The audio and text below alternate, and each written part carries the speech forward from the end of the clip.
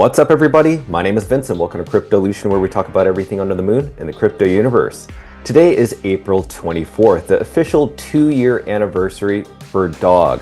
Now, none other than a guest that we need to have on our show to celebrate this specific occasion, and that is the creator of the Dog token, and that is Leonidas. Leonidas, thank you so much for being on our show. We're excited to talk about everything on this channel. Are you ready? Yes. Hey, Vincent. It's an honor to be here. Very excited for this 2-year anniversary. I think we're at a point as a community now where there's just zero question, I think, in anyone's minds, whether you're in our community or not, that we're here for like decades, right? Like we are one of these premier, you know, the top, 25 kind of by mind share, just always going to be here, always relevant. Doesn't matter if the price is going down in a bear market, doesn't matter if it's going up in a bull run. We're just going to be here perpetually forever, and you can't get rid of us. So, two years for a meme coin community is a really, really big deal, I think.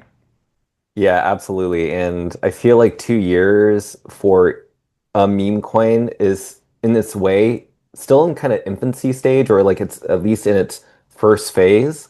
I don't think many people know that, but Dogecoin was around for like multiple years before it ended up gaining traction.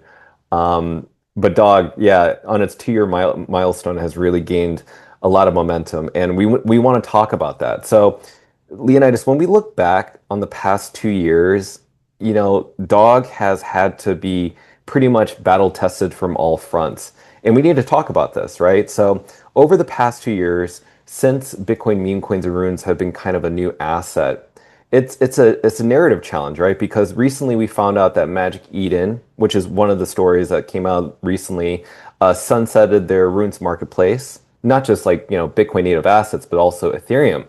And then there's this whole debate around, BIP 110, aka BIP 110, and also negative feedbacks from Adam Back.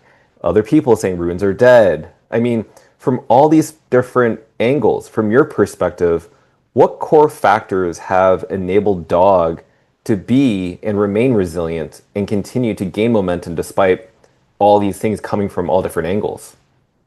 Yeah, it's a great question. So, Dog, Dog, Runestone, like this entire free and fair movement has always been grounded in this idea of, you know, be organic, don't try to cut corners, don't try to fake things, just truly do what is right and put the community in control, right? And that has ultimately done what I think you have to do as a meme coin community, which it's assembled an army of people to support you and to support each other and to support this coin and to spread it, right? And I think to me it's self-evident that of course a meme coin community, the value comes from the community. And unfortunately, I have to say that because we live in a time, Vincent, where people are doing low float meme coin scams and insider pump and dump meme coin scams. And the default is not that dog occurs. Dog is actually extremely rare. The vast majority of meme coins, of tokens out there, are doing some sort of corner cutting trick template, right? Where they're, faking their volume with market makers. They have a bunch of KOLs who don't actually like the coin, but they're paid to tweet about it. There's 100 other tricks like this. We've talked about this in depth on Twitter Spaces. I don't need to go too into the details, but the bottom line is, I think you ask yourself, like subconsciously deep down, a coin, pick any coin, ask yourself, is this coin for the people or is it for enriching insiders? Very few coins pass the test of being for the people.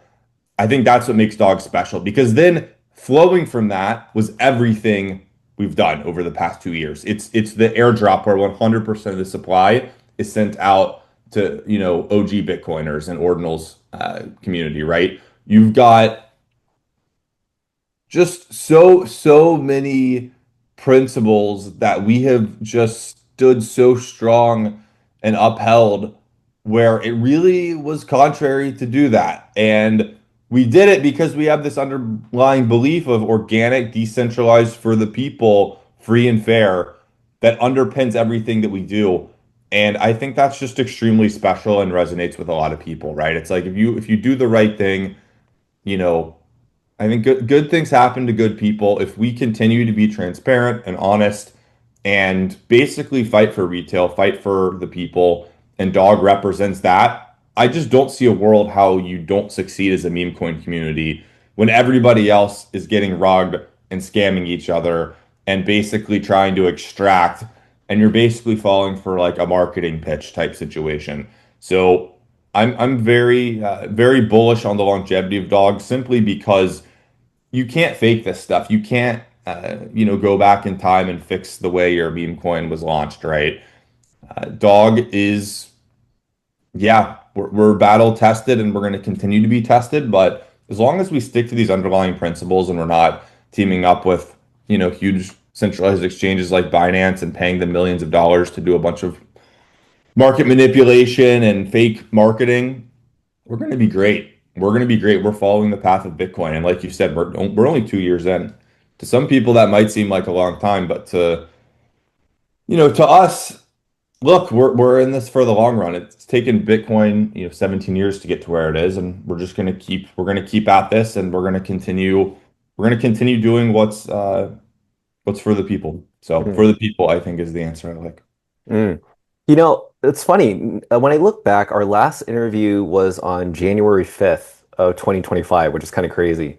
And you almost said not the exact same thing. You said it in a different way, where community is really important and also just seeing all these rug scams coming left and right, abusing their communities. When I look back from January 5th, 2025 up until today, that all actually played out where there was a ton of coins that came out that were either on specific alpha groups or people coming up with new programs to basically it was a list to sell scheme.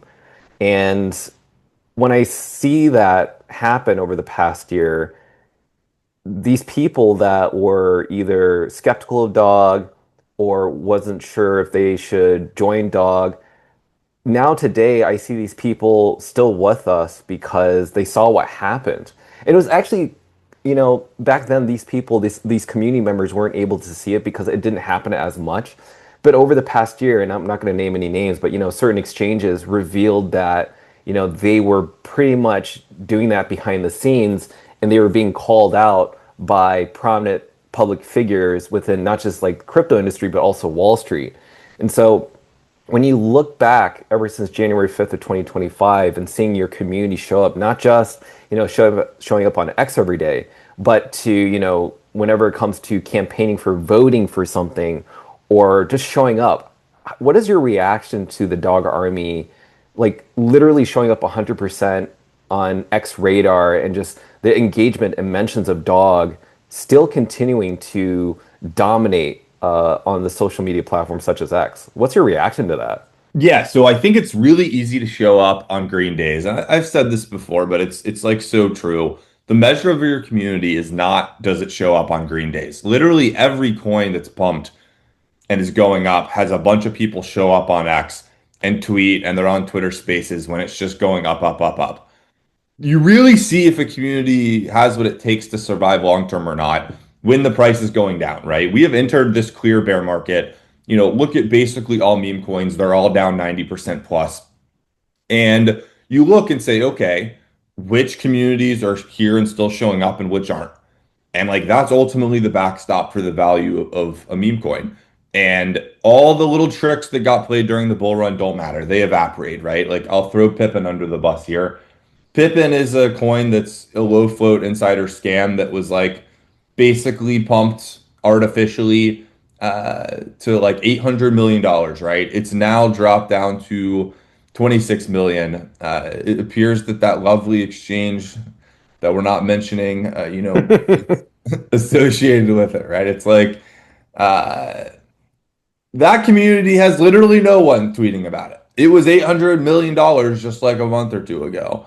Um, Clearly, it was obvious to I think a lot of people that this was not a legit situation. But there's a lot of communities in between where it's harder to figure out. And there were people rightfully skeptical about Dog. They were assessing Dog. Hey, are these guys, worth me putting my hard-earned money into this or believing in this and spending my time and energy on this? Or are they going to rug me like many other communities do, where they all just disappear and move on to the next thing when times get hard, right? And I think we've earned respect from a lot of people, even if they're not dog holders, because they just know, like, if they're showing up at the $70 million market cap, they were showing up 2 years ago at the $1 billion market cap. They're probably going to be here 2 years at whatever market cap it still is, probably in a bull run with hopefully a much higher market cap. So we've earned that respect, and that's a badge of honor that we should wear. Like again, very few meme coin communities can wear that badge of honor because look, Vincent, let's be honest, most meme coin communities, it's a flash in the pan, one-time thing, and it's over. And the insiders who kind of launched it and did all the hype to get people on to it, they leave and then it's over. And there wasn't anything to really stick around for long term. And yes, something's different here, and we can speculate on exactly, what that is, but it's very clear there's something that has people having extreme levels of conviction in dog. And I can describe personally what I feel, but I think everyone has different reasons too. There's a lot to like about dog and a lot of reasons to stick around. So yeah, I just think we happen to be an asset in an asset class where the expectations rightfully are extremely low, and we have way exceeded those expectations of what the average meme coin will do. And yeah, you kind of transcend meme coin to just like cult community long-term crypto, whether it's like some L1 or these things that just stick around and never go away, like XRP, this kind of thing. Not that dog is anything really like XRP because I don't like the people behind XRP, but it's just going to be here. You got to get used to us because we're not leaving. One of the things that happened over the past year was an institutional validation that occurred, and it occurred on June 27th. And I think people know that date, which was when Kraken officially listed Dog for spot trading, which is the first tier one. But not just any tier one, it's a very prominent exchange within the US that's also, I think, competing, but also surpassing Coinbase. And this is a huge achievement because we're not just getting that support from, a tier one exchange like Kraken, but also their CEO, Arjun Sethi, doing a rare interview on this channel, but also just being a huge advocate online. And Arjun Sethi, as we know, is a very prominent name within even Congress getting the Clarity Act trying to be passed and the market structure bill, shaped with, the Wyoming Senator Cynthia Lummis. Now, all this is happening as he's supporting Dog publicly. Now, I want to ask you something. This type of event where Dog is listed on Kraken could be a foreshadowing of something. So why should investors view this development as more than just, a routine exchange listing? Like, in what ways could this level of institutional recognition influence Dog's positioning heading into the next meme coin or broader crypto bull cycle? Yeah, so I think first of all, Dog has this interesting way of being a filtering mechanism where it attracts what I would consider like high quality, good intentioned people and tends to keep away bad actors. And this applies to centralized exchanges, this applies to influencers. And the whole logic and why this is the case, it's like very clear to me that it is that we're not paying anyone. Nobody's getting some cut to do it. If you come to Dog and you want to support Dog, you do it purely because you analyze Dog on your own and came to the conclusion this is something that I should support and get behind. And that's how you should join a community. That's how people join Bitcoin. Satoshi wasn't sending out, a bunch of KOLs to tell people to buy Bitcoin. People just bought Bitcoin because Bitcoin was freaking awesome, right? And that's what you want. And ultimately, Arjun and Kraken, I mean, again, it's self-evident their kind of level of support to the dog army. I think they saw that we were being neglected by other exchanges, and they probably understand very clearly maybe the situation at other exchanges, and that Kraken isn't like other exchanges, and they're differentiating themselves by supporting a community that wasn't basically getting any support from anyone else really. These other tier ones kind of ignored Dog and ultimately were more focused on what was good short term for their profit, but not good for their users. And Kraken just basically made it very clear to me, they've gained a lot of my respect because they're clearly putting their users first. And unfortunately, it's rare for exchanges to do that in 2026. I think it used to be more common and it's getting more and more rare. So, yeah, just awesome people all around. Literally every single person I've interacted with at Kraken, I've had a great experience and just think they have there's clearly some DNA or culture there that's kept them around for as long as they've been around. Literally, like I think 2010 or 11 was their founding date. So, very special group of people over there. But yeah, ultimately, look, the validation from a tier one exchange supporting Dog, uh, it's given a level of kind of trust and security and safety to certain people who maybe they don't want to sign up with a VPN for some crypto exchange overseas and they live in the US. It gives them, they can sleep well at night knowing, okay, Kraken supports this. They have a long-term brand and reputation around kind of safety and low risk and taking care of their users. And that's really just a good solution for people to hold Dog, right? There's of course people who will self-custody, but a lot of people want a crypto exchange, and now there's a really great tier one exchange that they can hold their Dog in and trade Dog on. So I think that's extremely important. Also, I will note I've predicted a year ago that meme coin ETFs would become a thing. And it Yeah, really did sound crazy to say this a year or two ago, yeah. but it's definitely happened. There's a lot of meme coins filing for ETFs. There is literally a Dogecoin ETF that got approved. So this is coming down the pipeline very fast. I think Dog will definitely kind of be part of this conversation, and we are, kind of going to throw our hat into the ring there, hopefully. And you know, that's not something I'm doing, but that's something that there's a natural incentive for various other parties to do. There will probably be multiple filings for dog ETFs, I would imagine, at some point. And yeah, I think having an institutional name behind you, like that's the kind of thing that other institutions care about, right? This is the kind of thing that they're going to look at. They're going to want to see is there reputational high reputation entities backing and supporting this and already kind of done their diligence on this. So Kraken's name kind of behind Dog, just purely in the sense of, hey, they built this integration to Bitcoin and support this asset, I think is huge. Yeah, talking about that dog ETF, I definitely feel that when I look at the current ETFs for meme coins right now, Dogecoin having an inflationary supply, Coin, another ETF with a low market cap, no community, and then you had recently a Pepe ETF, a little bit more of an established OG meme coin with a higher market cap in the multi-billions, I think. I think eventually, yeah, Dog is going to be in line to have that ETF lined up just because it's secured, it's non-inflationary, it's, a set supply, but also I think once people understand Bitcoin native assets are going to be the next new wave, just like how Solana, BNB, Ethereum meme coins have their cycle. I think that Bitcoin meme coins for sure are next in line for a whole bunch of different things. But we'll definitely talk about this because remember, we're most likely going to do another interview April 24th of 2027, another year away from now, which would be the 3-year anniversary. And so we'll see and we'll look back on these times again and people will be like, there's no way. It will most likely happen in my personal perspective, just given what happened since like January 5th of 2025. So I want to move on to the next question, which is okay. So I want to point out that there's this token. So BRC20s, when these tokens came out, it was hyped. And there's one specific token called Ordi that even still today has multiple tier ones. I'm talking about Binance, OKX, Bybit, KuCoin, HTXCrypto.com. I mean, like you name it, it has like all of them.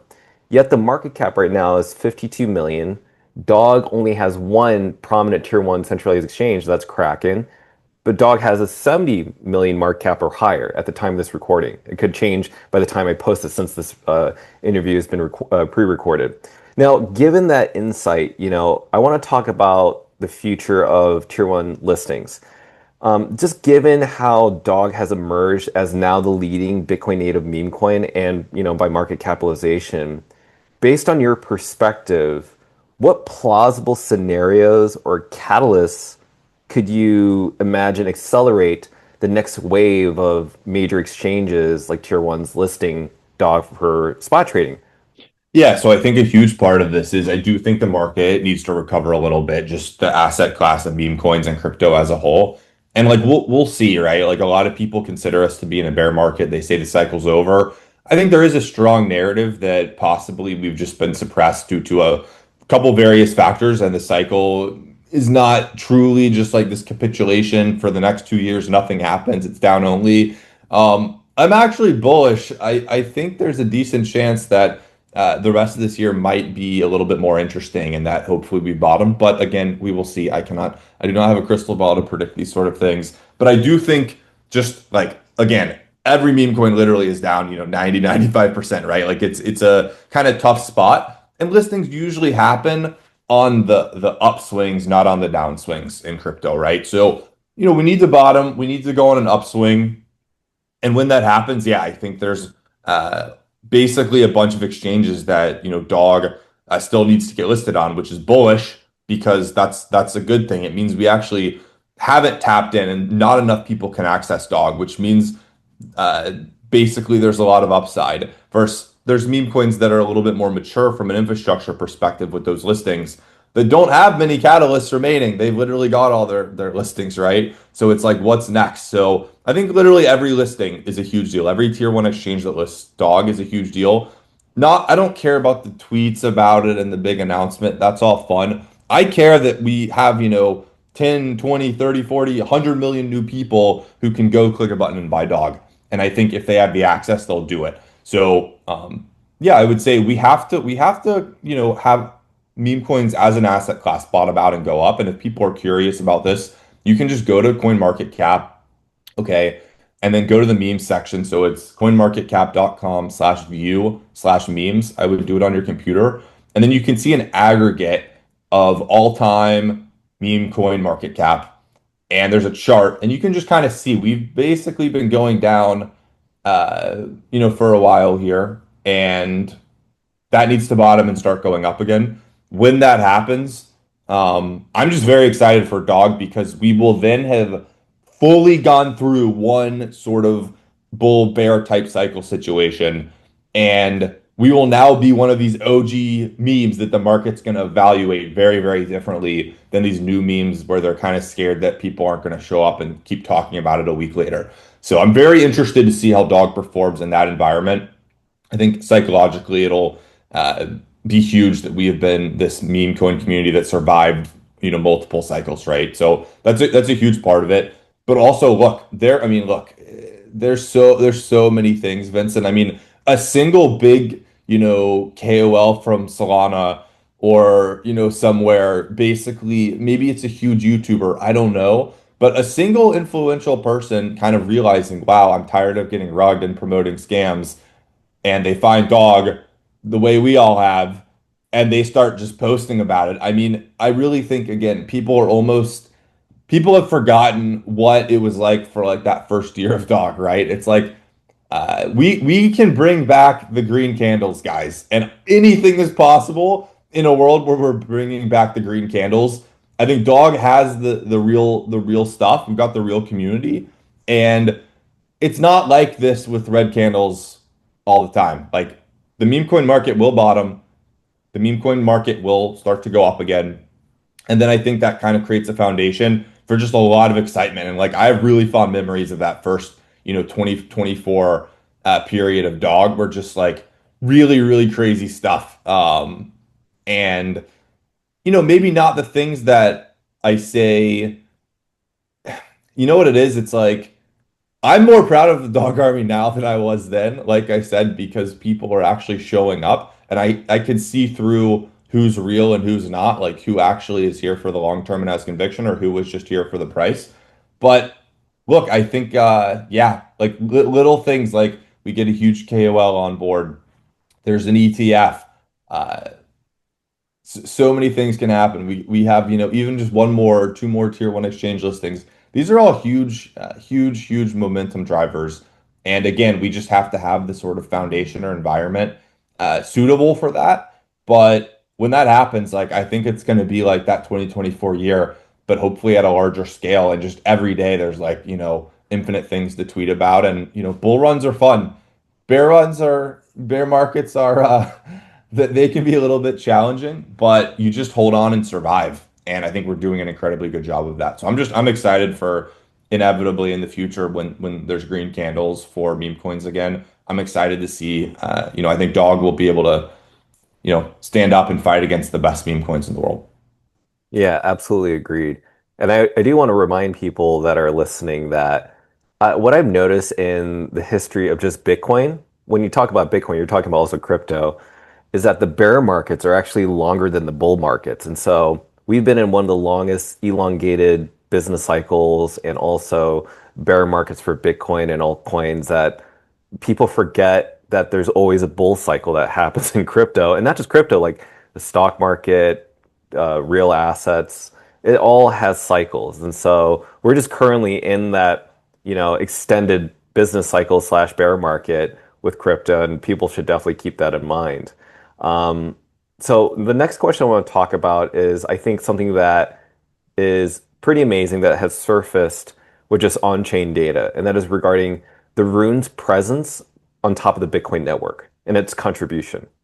So you and I have noticed on chain that Rune's transaction counts and volume has dominated a specific percentage, maybe like sometimes 50%, maybe even as high as like 71% that I saw on April 5th of 2025, just for like a spike.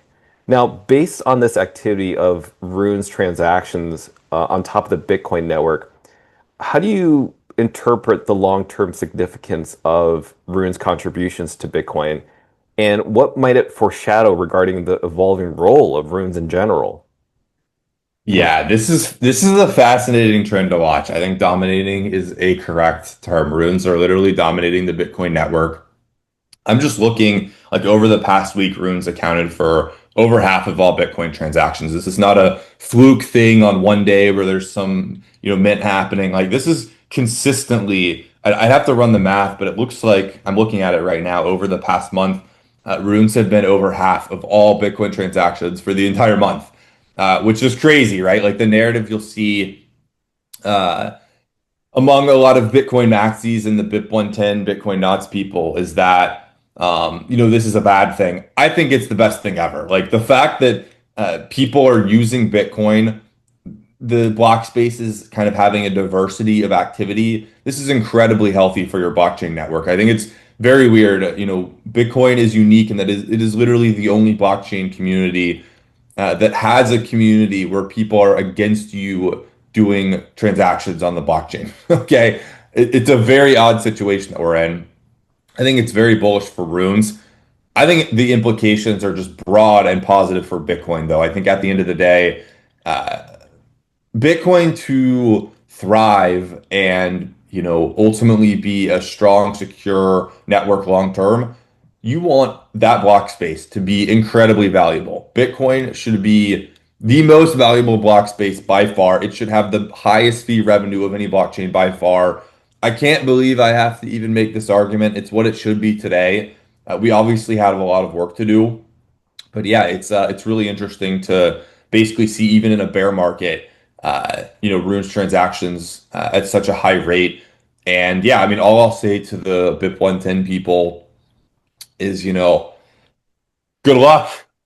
You've been trying for, now 3 years to stop this, and it's just grown and grown and grown. Literally, it's basically at about all-time highs of ordinal and rune transactions in blocks right now. So we're just gonna keep doing what we're doing, and I think ultimately Bitcoin is going to continue to have innovation and continue to have a more and more diverse set of activities in the blocks, which I think is incredibly healthy and important for it to have this kind of vibrant market and ecosystem around it and not just people basically sending BTC back and forth to each other, which is a cool use case. Don't get me wrong, that's pretty cool.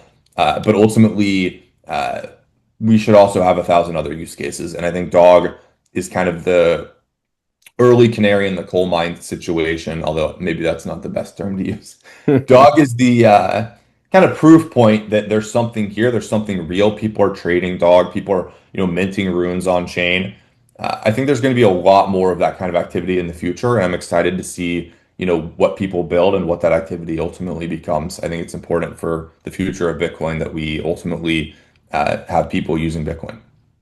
Yeah, To put in some 2 cents on that, and I appreciate that perspective, is that, with the knots and the BIP 110, in a way, I get what they're saying. Like, I think of it like as a Bitcoin maxi perspective, right? Bitcoin should only be used as a store of value or just sending and receiving, you know, Bitcoin and just keeping it as, a monetary perspective.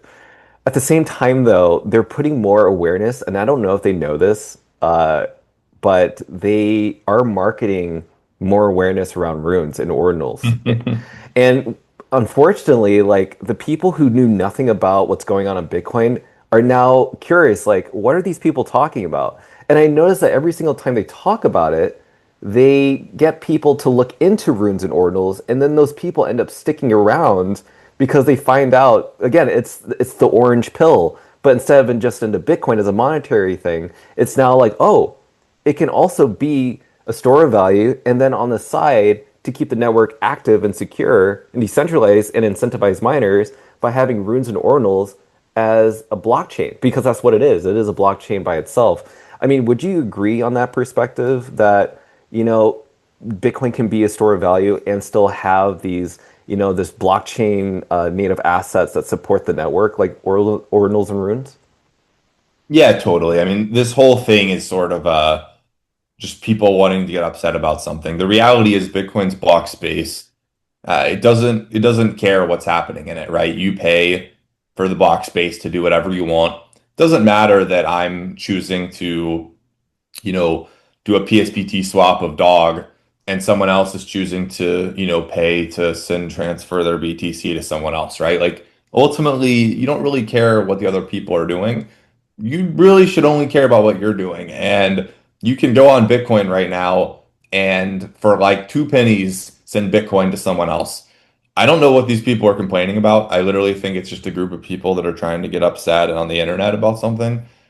Honestly, I think it's kind of that kind of like cancel culture type of energy, I would say. And that's pretty much all that's happening. There's really no foundation or basis. Like nothing's changed on Bitcoin for the negative because of dog and runes and ordinals. And I'd actually argue things have gotten a lot better. So it's more like this mental state of I don't want to know that someone else is using my network for anything other than Bitcoin. And it's kind of like this weird kind of like power control thing where it's like there's this authoritarian wanting to tell people what to do.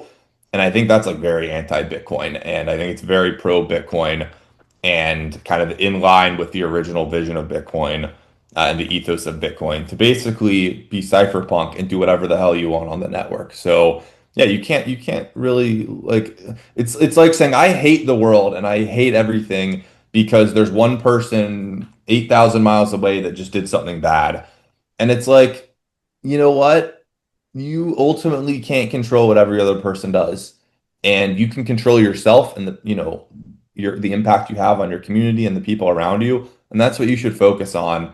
And ultimately, like, yeah, like you can't, it's like saying the email protocol uh, is bad because somebody sent a curse word in emails. We have to ban all curse words. Well, you can choose to not send a curse word in an email, and I would generally agree. Probably don't curse in emails is good. Um, it's not even a good analogy that I picked because it's not like dog is cursing. It's not even a bad thing. But the bottom line is, it's like get over yourself. This is a protocol on the internet for sending data back and forth. Get over yourself. Like, stop caring what other people do and just use it for what you want and stop trying to force other people to comply with your beliefs. It's very weird to do that. Yeah, yeah. Great, great, great, great feedback. I really appreciate that. Always good to be reminded. Okay, so I got the last two questions. This is where things get really fun. So let's change the subject. We got to talk about meme coin cycles.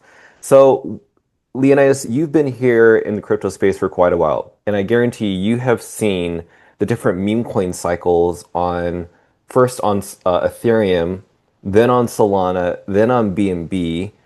And now we're talking about Bitcoin meme coin. So based on your experience observing those different ecosystems and them having their meme coin cycle, the question is, what are some reoccurring signals or structural similarities that tend to emerge in those prior meme coin cycles that now you potentially see in the moment with Bitcoin meme coins or potentially in the future with Bitcoin meme coins that would lead to a Bitcoin meme coin cycle? Yeah, so I think it's interesting. As an asset class, I think meme coins are slightly understood, and it's actually a slightly older asset class than most people realize. Most people attribute meme coins as being this phenomenon that just emerged out of nothing in the 2021 cycle when Wall Street bets and Elon and all that was happening. And actually, there were a bunch of meme coins specifically on Ethereum and on Bitcoin through Counterparty dating back, to the 2017 and 2014 cycles. There's all sorts of crazy coins on Bitcoin through Counterparty and on Ethereum where there would be like, weed token and poop coin and these sort of things like uh, meme coins have been around forever. They just didn't get a lot of attention, I would say. So they became obviously a very real asset class in 2021 and have just only evolved since then. But no, look, I think what you need a lot of people to come to your ecosystem, okay, and get on board it. And I think there's a few pieces of infrastructure that you need. You ultimately need access. So that basically means how do I create a great user experience? How do I put just really easy tools to use in front of people so that if they make the decision to want to buy, they can buy. Okay. So that's like critical. That infrastructure has to be there. This means more tier one centralized exchange listings, better experiences on L1, better experiences bridging to other networks to trade. And then the other piece of this is you actually have to get people to want to buy a token, right? And I think this narrative is extremely seductive of you can own a shit coin on Bitcoin. You can own a meme coin on the most secure and decentralized blockchain in the world. I think it's incredibly powerful. I think when people heard that they could own SHIB on this popular blockchain, of Ethereum, people just were frothing at the mouth to go buy the dog coin of Ethereum. And I think the same thing is starting to happen and will grow. And eventually this movement will kind of break out and hit retail. And yeah, I do think retail is going to want to own the dog of Bitcoin. They're going to want to own coins on Bitcoin secured by Bitcoin, which is these are basically like Bitcoin itself, but just other assets, right? It inherits a lot of the same properties. So if you love BTC, you're going to love these assets as well because they inherit and have a lot of similar properties. So ultimately, look, I think Solana's definitely had a moment with meme coins, and Ethereum's had a moment with meme coins, and Runes and Bitcoin meme coins. I think we're gonna have our moment, hopefully, right? I can't make promises, but I just don't see a world where meme coins on Bitcoin does not become this massive thing, simply because I've seen when people, do hear this narrative, they really, really like want to own these assets. And I think what we failed at the first, 2, 3 years here is the access. I think it was a little bit too hard during important key moments where people were hearing about this. They wanted to buy dog, they wanted to buy Bitcoin meme coins, but it was a little bit too hard, so they didn't do it. And I think if you remove that friction, I think you can like 10x the virality on what's happening and just really break out and grow to retail. So I'm looking forward to future moments where we have more infrastructure, and we already do have a lot better infrastructure, especially from that first kind of 6 months or so of runes. So I'm excited for us to kind of go through that, 0 to 1 growth. We're now an early ecosystem. It's very exciting to grow into a more mature ecosystem. And yeah, we've seen this with other ecosystems and their meme coins, and I believe it'll happen to Bitcoin simply because we're Bitcoin. I cannot say this I'm not going to even list names here, but all of the random L1s and L2s that have been created over the last couple of years, I don't really think they're going to have their meme coin moments, to be honest. Uh, I do think Bitcoin inevitably has to have a meme coin moment because it's Bitcoin. It's perpetually the most relevant, largest blockchain. How could it not happen, right? It's more like it's on someone to make the argument that this wouldn't happen. Rather, to me, it's the default. It eventually happens. I just don't know exactly when it'll happen. Yeah. I mean, as the creator of Dog, obviously you cannot tell people that it will happen. That totally makes sense. As not a creator of Dog, I can say that it has to happen. I think it's going to happen regardless, just because to tell yourself that it won't happen is ridiculous, just because when you just say Bitcoin memes, it sounds amazing. That's just me because obviously I'm a huge dog advocate. But the reason I became a huge dog advocate is because I became a skeptic in the very beginning. And that's okay to be a skeptic because it makes you want to do your research. The reason I keep coming back to this and why I've been talking about it for up to 2 years now, almost every single day, is that the reason I wake up every single morning is because I'm reminded of the potential of this awakening at any moment in time. And the last thing I want is to not be there when it happens again. And it's already shown, at least dog for that matter, has shown to be very prominent in many different fields. And, shout out to all the other runes that are out there still fighting for their communities, still showing up every single day for their own communities.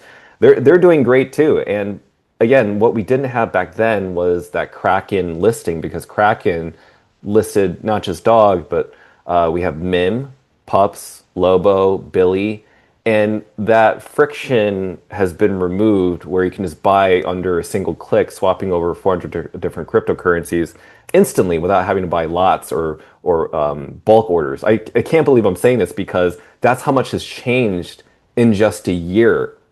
And so I feel like right now we don't have to deal with having to buy Shiba Inu on Uniswap on a decentralized exchange where we literally can just go to Kraken.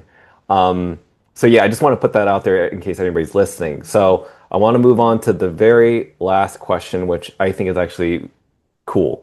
So on January 5th of 2025, okay, so Dog was at a market cap of $800 million. Dollars. And I asked you the question, how should people in the dog army or people who hold dog or maybe are skeptics of dog, doesn't matter. What should people know about red markets, right? What should people prepare mentally and what they should expect when it comes to volatility within meme coins, especially in the red markets?